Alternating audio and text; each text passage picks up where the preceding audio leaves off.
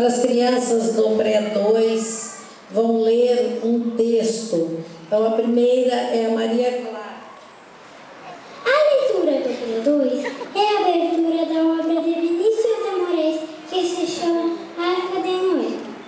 Segundo ele, é a sua melhor criação, por isso hoje mostraremos um pouco dela com muito carinho para vocês.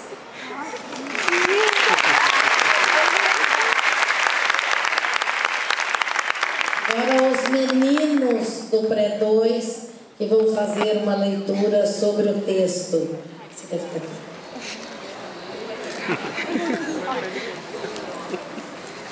Ai, que lindo.